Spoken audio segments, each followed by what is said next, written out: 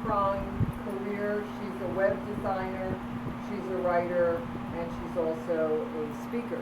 So, Thanks. And the report is on? Oh, yes, thanks. the report is- All right, here we go. Okay, it's kind of heavy. Defriending My Rapist.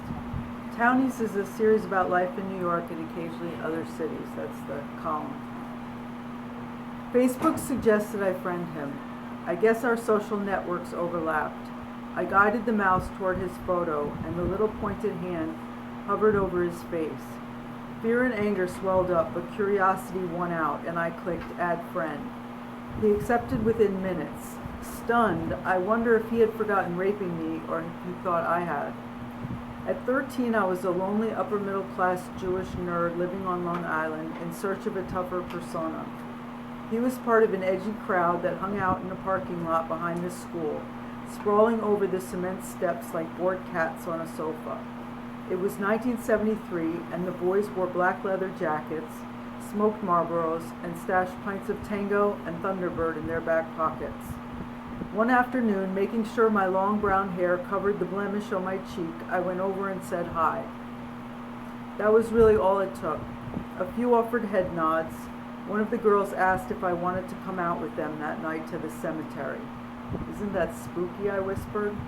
She laughed. Her voice had a ring of confidence mine never did, so I went, wearing, against Mom's orders, a shimmery low-cut shirt. As dusk fell, we ambled past the wrought iron gates onto the lawn. The guys set down brown bags with bottles. I reached for the pint of Bacardi. Sweet rum burned my throat. With my eyes closed, I was Keith Richards, chugging on stage at Madison Square Garden. Wow, you can really drink, he said.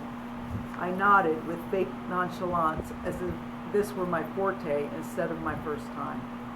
Two other girls wandered off with their boyfriends to make out, leaving me standing alone, feeling like a loser. I grinned in relief when one of the boys waved, "Come here," as if to confide something. But then the boy grabbed me, clamped his hand over my mouth, and threw me on the ground, shoving a knee into my hip bone. At first I thought it was a joke. Then 4 other guys surrounded me. I realized this had been planned. With the other boys holding me down, he slammed on top of me. "Is that how you like it?" he said. His breath stank of cigarettes and beer. Another boy said, "She may have an ugly face, man, but she has a really nice body." I'm not sure which was sadder, that I believed my face was ugly, or that I was flattered he liked my body. I tried to scream, but it came out muffled. They laughed. I gagged. They took turns. Then it was over. I pulled myself up, retrieved my pink Hanes, and almost fell over getting my foot through the leg hole. I leaned against a tree for balance and tugged up my jeans, and then I started screaming. One of them said, "Oh man, this chick is nuts. Let's go." And they did. With a child's logic, I figured the boys thought I wasn't a virgin because of my sexy shirt. Too ashamed to confide in my parents or older sisters, I tried to tell a teacher after class one day. I stood by her desk, shifting my weight from one foot to the other, but I was afraid of being shunned at school if I reported it. So all I said was, "See you tomorrow." From those early teen years until my mid-20s, I let boyfriends come and go like subway cars, certain that they would trick and humiliate me. If they liked me too much, it scared me away. Loneliness plagued me. When I saw happy couples, I wondered, how did they do that? I drank heavily, hoping to forget what had happened, but I couldn't forget. 38 years later, I browsed through the Facebook friends of the boy who was the first to rape me, noticing names I remembered from high school. In his recent photos were snapshots of a boy with his nose and a pretty teenage girl with long silky hair parted in the middle. He gripped a beer while his belly drooped over his jeans. I found some older photos of his wedding, him with a pretty young bride. The first time I talked about the rape, I was 26 and in a therapist's office. "I can help you," she said, but it wasn't a quick fix. I was in my 40s when I met Steve. He had a troubled past too, so we fit.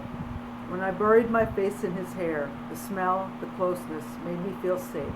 It still does. Now I clicked back to my rapist's wall for a link to his wife's profile and sent her a friend request.